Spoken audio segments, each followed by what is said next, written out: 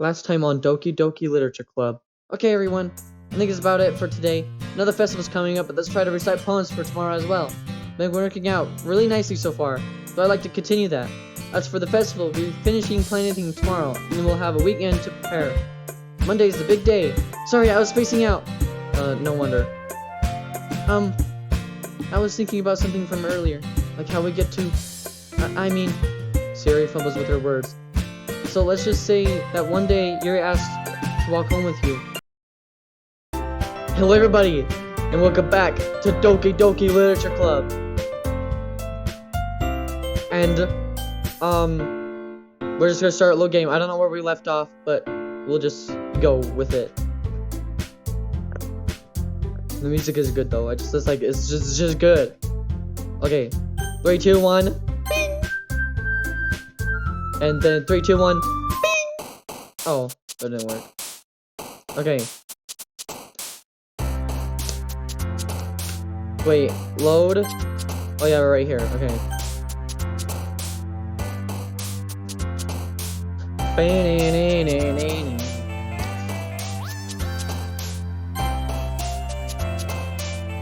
I know everything. Tragedy. Never mind.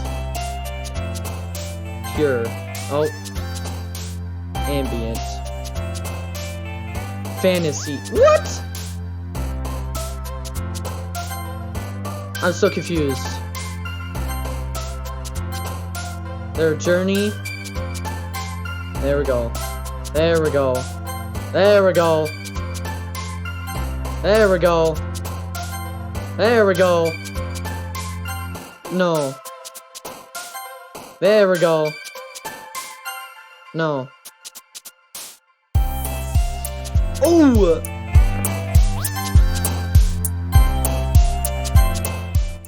Okay, I think that's Siori. That's not Monica, it's Siori. I was saying that in the past 2 episodes. Saying that was Monica. It's not, it's Siori. Both of those, that person's Siori. Monica's not even on there. Okay. Oh man. I'm the last one here again. Don't worry, I just walked in too. Were you practicing piano again?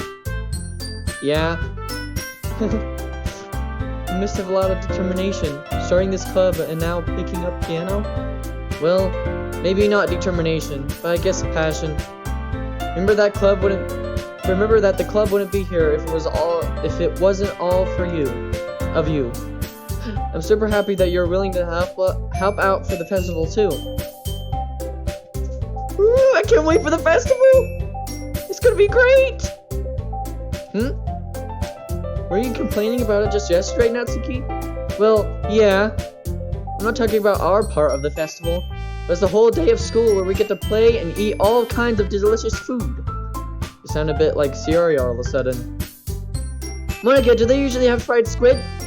Squid? That's a pretty specific thing to look forward to. Oh, come on! Are you saying that you don't like squid? You? Of all people? Eh? I didn't say I don't like it. Besides, what do you mean by all of you people? Because it's right in your name. Monica. Eh? That's not how you say my name at all. Also, that joke made no sense in translation. Never mind. Let's just focus on our own event for now, okay? Fine. Your reactions aren't as fun as Yuri's or Siori's anyway. Excuse me? Where is Siori anyway? Oh, there you are. Siori's sitting at a desk in the corner of the room, looking down at nothing. I walk over to her. Hey, Siori. Having my hand in front of her face. Eh? You're spacing out again. Siri! Stop it! I'm gonna put my phone...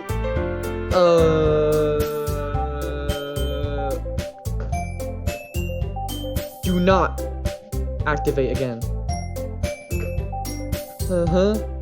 Hey, sorry. Don't mind me. You can go talk to everyone else. Huh? Is everything alright? Of course. Why wouldn't it be? It just feels like you're a little off.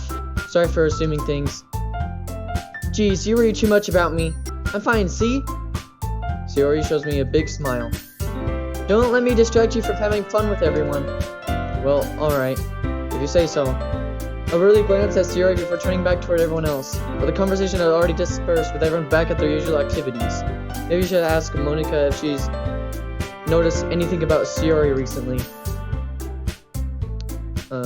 Since they've been preparing for the festival, they must be spending a lot of time together. I timidly approached Monica, who was shuffling through some papers at her desk. Brayden, what's up? Hey, this might sound a little strange, but have you noticed anything up with Sayori recently? Anything up with her? In what way do you mean? Maybe I'm reading into it a little bit too much, but she seems a bit downcast today. Oh, you think so? I can't say I've noticed anything about her. Monica peers across the room at Sayori, who is idly dragging a rubber eraser up and down her desk. Maybe there is something on her mind. But I'm surprised I'm not the only one.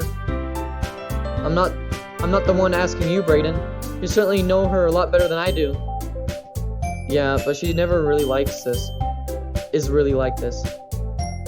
She's always talked to me about things that bothered her. But this time, when I asked her, she was really dismissive. Sorry, I know it's not your problem. I just want to ask if you knew anything, so I'll drop it now.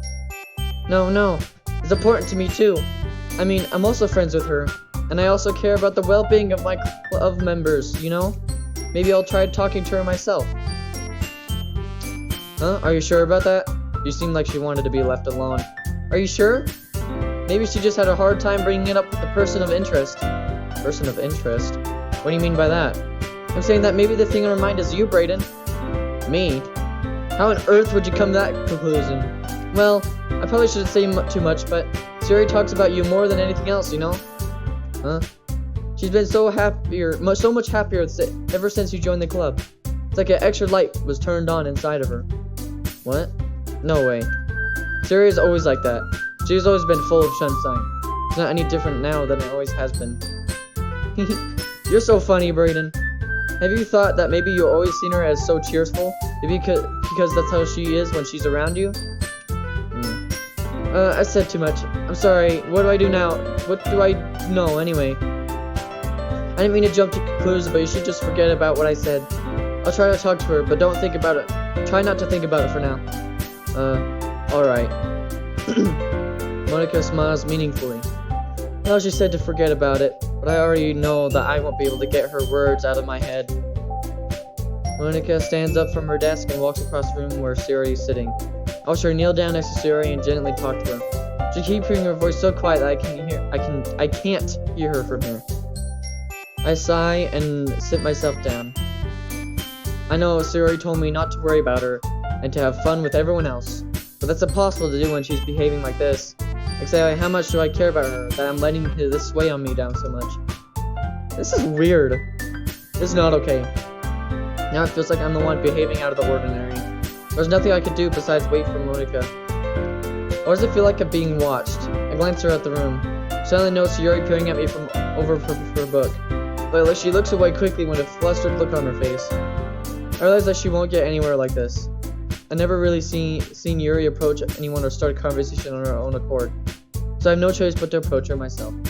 By now it's a little easier for me to do that. I stand up from my desk and sit in the one next to her own. I didn't mean to bother you or anything. Relax, you didn't even do anything. But I could tell that you wanted to be alone with your thoughts. Alone with my thoughts? How are you even able to tell I was thinking like that? Well, it's something that I do a lot, so it wasn't hard for me to spot based on your posture and expression. No, not that I was just staring or anything. I didn't do anything creepy like that. In any case, I guess you were right. I'm sorry if I caused you any concern. Don't apologize. Your troubles are only the concern who's willingly share in that concern. What? Of course, there are certainly those who find the most comfort in keeping to themselves. But if you prefer to share what's on your mind, then I would be glad to listen. It's really not that big of a deal. I was just feeling a bit uneasy about Sayori. Sayori? Yeah, she seems a little bit off today. But when I asked her about it, she didn't want to admit it to me. So I can't help but wonder if something happened to her. Huh? That's quite romantic. Huh? So sorry. I didn't mean to say anything stupid. It's not that. I just wanted you to misunderstand. Sayori and I have just been friends for a long time, that's all. Oh, I see. Then perhaps it is unusual for her to be dismissive to you about her feelings. Or maybe I'm just reading it into it a little too much. Brayden, the world is full of meaning, often hidden deep beneath plain sight. There are many untold mysteries behind every person, no matter how well you may know them. So you think that there might be something behind it after all? I think that Sayori is a very complex person. Her mannerisms on the outside don't always match what they may be going on inside her head. It's really not always what she means. And I noticed her strange behavior today too. I also feel some concern for her. But in your case, it looked like she was fully occupying your thoughts, wasn't she? Well, I guess that was the case. Sayori, she really means a lot to you, doesn't she? I guess. But you don't need to put it that way. We're just good friends, that's all. Sayori suddenly looks deeply into my eyes. Her expression is gentle and curious as if she was searching for something. Embarrassed, I avert my gaze. Sometimes a person's mysteries are untold even to themselves. As you, as someone honest and caring, may undercover feelings you weren't aware were in you. I think that she would be a very fortunate person to have you feel that way about her. Yuri, you're giving me too much credit. I'm a pretty simple guy, so I think I'm pretty good at understanding my own feelings. I'm not nearly as sophisticated as you. That's not a compliment, is it? It is what it is. Anyway, as long as we're here, why don't we do some reading? Well, as long as you're okay with it. Yeah. I should be taking my mind off this whole thing anyway. Oh boy. Go to the reading again. I feel like the horror stuff is about to come in again. It should. It's like... Because Sayori's acting weird. Don't know. Okay. Okay, everyone. After some time passes, Monica calls out to the club room. Why don't we share our poems now? Before I know it, everything is back to normal. Everyone goes to retrieve their poems, and I do the same. I make eye contact with Monica, and she smiles at me. I wonder what she's talking about with Sayori. Who should I show to my poem to first?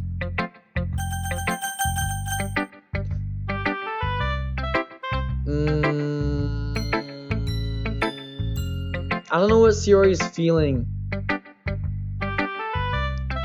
But I'm gonna go to her first. It's nice, I guess. Come on, I can already tell you don't like it. Well, you don't need to worry about what I think. After all, you wrote this for someone else, didn't you? Probably Yuri? Huh? I didn't write this for anyone specifically. Maybe. That's not really what I meant though. But it's okay. You're making new friends just like I was hoping. That makes me really happy. And you're happy too, right? In this club?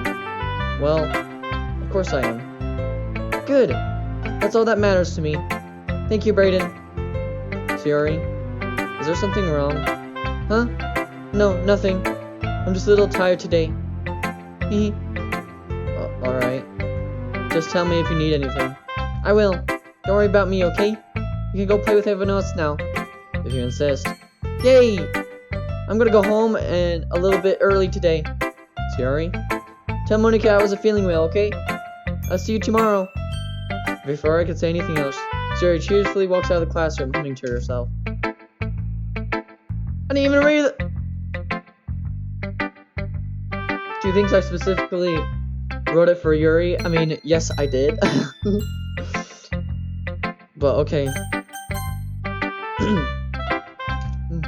Brayden, writing has only improved in these last few days. Every poem you show me has been nothing short of spectacular. I can really feel the emotions. I'm a little envious, even. I don't think it ever came to me this naturally. Yuri, that's the wrong way to put it. This never did come naturally to me. But I'm able to improve so much thanks to you. You're really the example I was chasing after. Is that so? Yuri gently smiles to herself. This feeling, I'm so glad I got the chance to share my writing. I never thought it would feel like this. I remember you mentioning that yesterday. I can't believe you're so good at something that you never even shared it with anyone. It's kind of a shame. Maybe, but it's not like I really had a choice. What do you mean? Well, Yuri smiles sadly. Brayden, during lunchtime I eat by myself. Did you know that? It's a great time to find another quiet spot and do some reading. In fact, I always have some books with me. You could say I really enjoy reading. Well, that's one way to put it anyway. But books are so full of amazing and inspiring people. People you want to fall in love with. Or people you just know would make a really good friend. Cheerful people who always put a smile on your face. Are deep thinkers and problem solvers who discover the mysteries of life. So when you look at it that way, I'm surrounded by friends every day. You know? And those friends don't laugh at me. They don't tease me for spacing out all the time. They don't make fun of my body type. And they don't hate me for acting like a know-it-all. People say that about you? I'm not a know-it-all, Brayden. It's the opposite. I don't know anything. I don't know how to talk to people. I don't know how to make people see me as a normal. I don't even know how to make myself happy. I have all these feelings, and all I can do with them is read and write. But it wasn't until now that I started sharing it with you that I really understood what was missing all the time. But I haven't really done anything. No, that's wrong. Just being patient and respectful. That's really important to me. I know I'm a difficult person, Brayden. I speak too slowly. I second guess myself all the time. I read too deeply into things.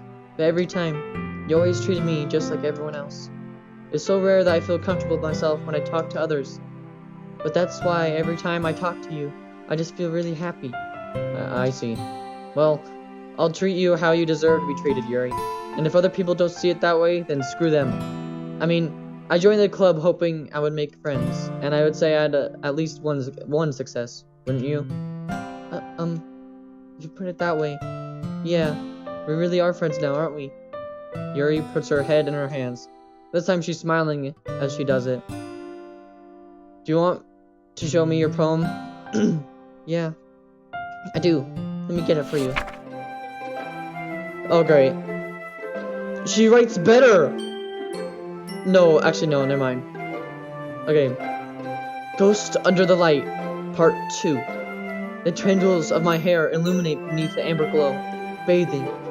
In the distance, the blue-green light flickers. A cone figure crosses its path, a silhouette absolutely the eerie glow. My heart pounds, the silhouette grows closer, closer. I open my umbrella, casting a shadow to shield me from visibility, but I'm too late. He steps in the streetlight, and I gasp, and I drop my umbrella. The light flickers, my heart pounds. He raises an arm. Time stops. The only indication of movement is the amber light flickering against its outstretched arm. The flickering light is in rhythm with the pounding of my heart, teasing me for the succumbing to this forbidden emotion. Have you ever heard of a ghost feeling warmth before? Giving up on understanding, I laugh. Understanding is overrated. I touch his hand, the flickering stops. Ghosts are blue-green. My heart is amber. Okay. Finishing the poem, I start to hand it back to Yuri. Instead of taking them from me, she looks away. Do you dislike it? No, of course not. I just don't really know how I should respond. Despite Yuri's poems usually being cryptic, it wasn't hard to figure out what this one was about. I don't know if I'll be able to explain this one. That's fine. I understand this one. Yuri is having an even harder time speaking than usual. Does this one mean a lot to you? Yuri nods. I'm not really good with the words, but I'm happy that you shared it with me, so thank you. And I hope we keep spending time together. Despite my inability to make eye contact, I see a faint smile emerge on Yuri's lips. Once again, I try to hand the poem back to her. Instead, Yuri gently takes my hands and pushes them back toward me. I hesitate and respond to her warm touch. You can, the poem is... Once again, Yuri fails to form a complete sentence. You mean I can keep it? Yuri nods. I'd love to. Oh, crap! Again, Yuri faintly smiles if she doesn't want me to notice. You always make me feel nice. I know I'm not good with people, but I hope that I can return the favor sometimes. Yeah, don't worry. I think you do a good job.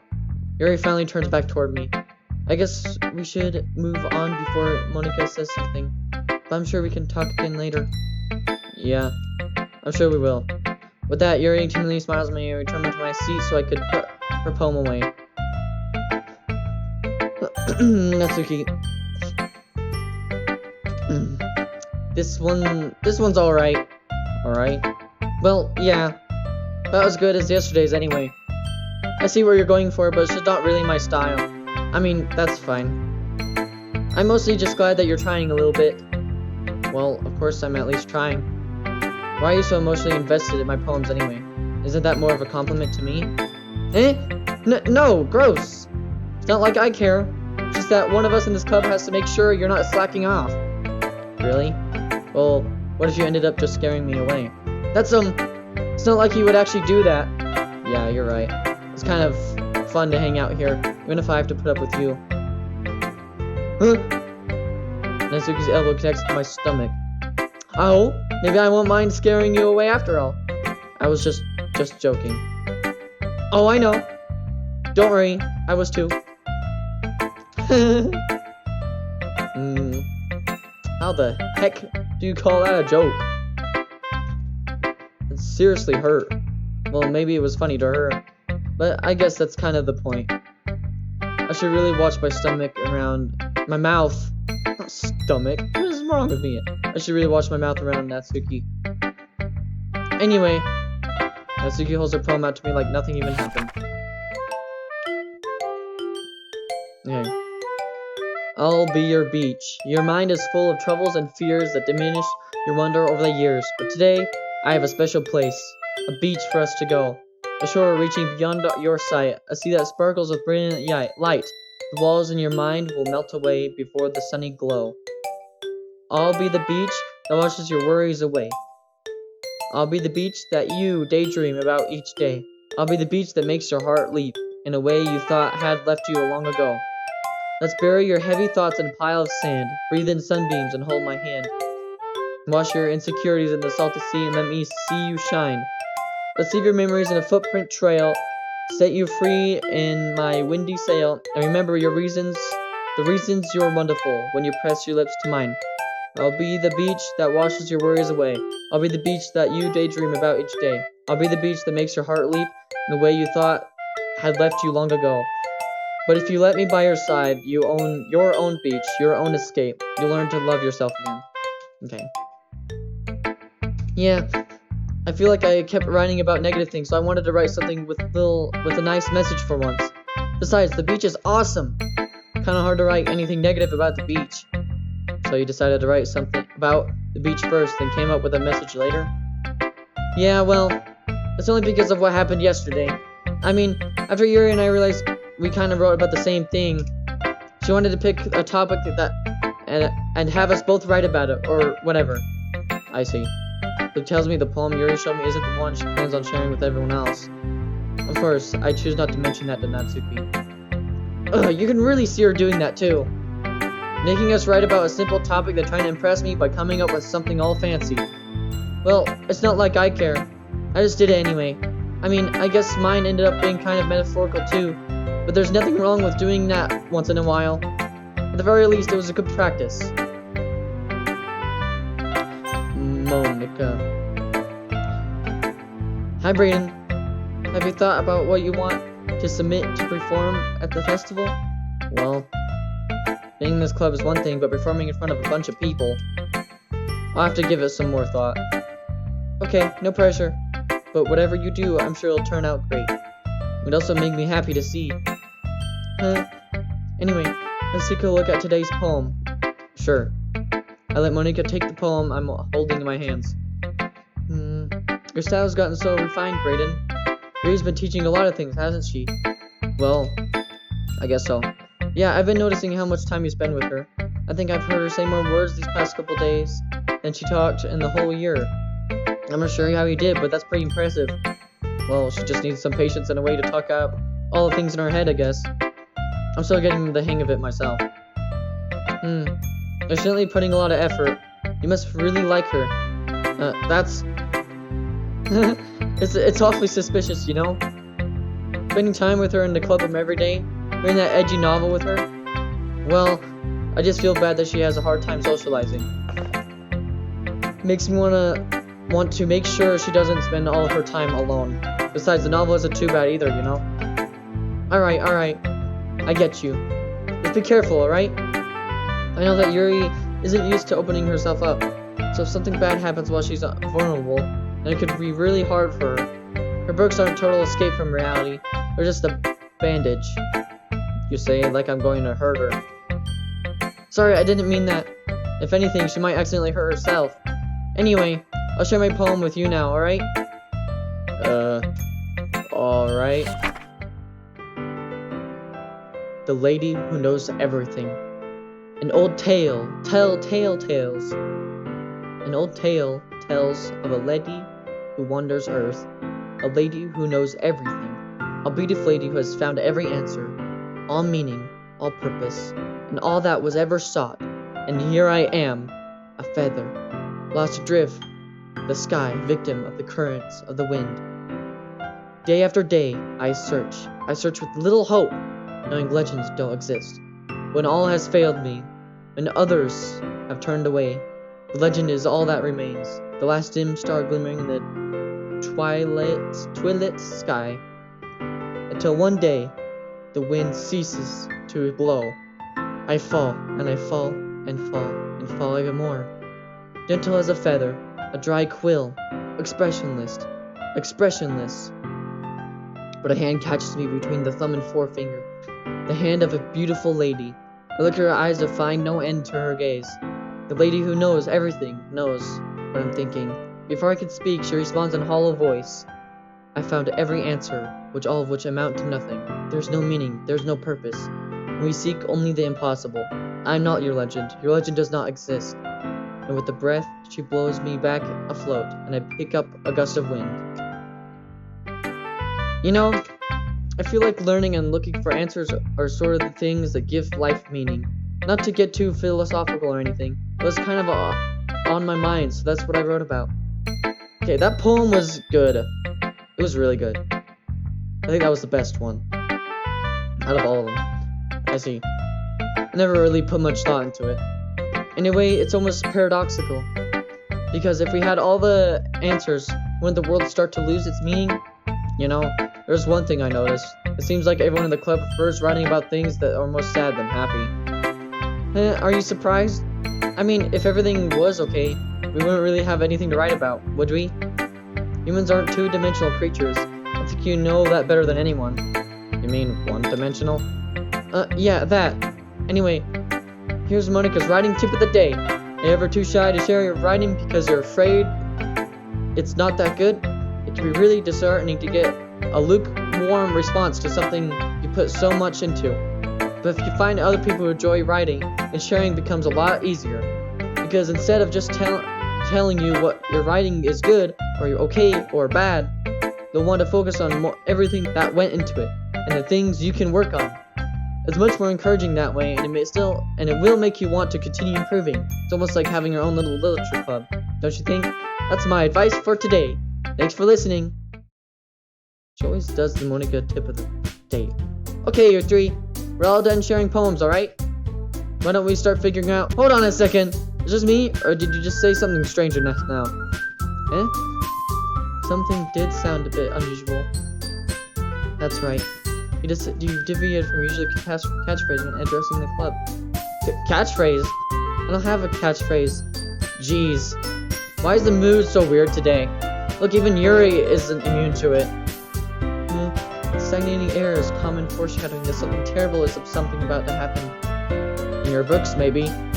Look, the only thing different is Sayori isn't here. Seems you're right. Sayori always helps lighten the mood a little bit, doesn't she? It's almost like everyone's balance is thrown off when she's not around. Where the heck did she run off to anyway? I thought she just wanted to pee. Natsuki, please show some decency. Oh, come on. She actually wasn't feeling too well and went home early. Is that so? I hope she's alright. Seriously? All the times to not go home with her and you pick the time she's not feeling well? So much for you being all lovey-dovey. No! First of all, stop misunderstanding that my friendship with Yuri. And second, she's kind of been avoiding me today, so I didn't want to force it. That curious expression coming from Yuri, of all people. What? Calm down, guys.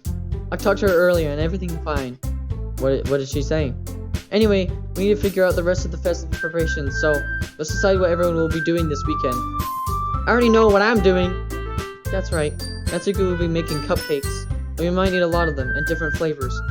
Can you handle that all by yourself, Natsuki? Challenge accepted! As for myself, I'm going to be printing and assembling all the poetry pamphlets. Tori will be helping me design them. And as for Yuri can... Guys, can you help me come up with something with for Yuri? I'm useless. No! That's not it at all. You're the most talented person here, you know? Now, Natsuki's pouting too? Jeez, even I can tell now. I guess I never gave Yuri enough credit, but I can tell things are even harder on you when she's not around. That may be the case. But I can also be a leader of my own, then I won't grow as a person. So Yuri, you have beautiful handwriting, you know? So you should make some banners and decorations to help set the atmosphere. Atmosphere? About that. I love atmosphere. Yuri's expression suddenly changes as she stares at her desk and focuses and starts nodding to herself. Your mind is already racing, I see. That's great. You'll be a wonderful help, Yuri. But anyway, that just leaves you, Brayden. One who's truly useless. And don't say that. In fact, both Natsuki and Yuri have some pretty heavy tasks to handle. It would probably go a long way to give one of them a hand. Could you always help me out as well? I would be really appreciative of that. Is Monica suggesting I spend the weekend with one of my club members? How on earth are they going to respond with a suggestion like that? I suppose I wouldn't mind a bit of help. Well, even if you know how to bake, there's always some dirty work I could give to you. It's not like Monica's going to give me a choice, and you shouldn't be sitting on your butt anyway. Natsuki tries to mumble a bunch of excuses like that. If I recall, Natsuki, you mentioned that you would like to handle the baking on your own? Brady may not be to be around if you only make him out to be a nuisance. So therefore, maybe more suited to assisting with the decorations. Hold on, I never said that!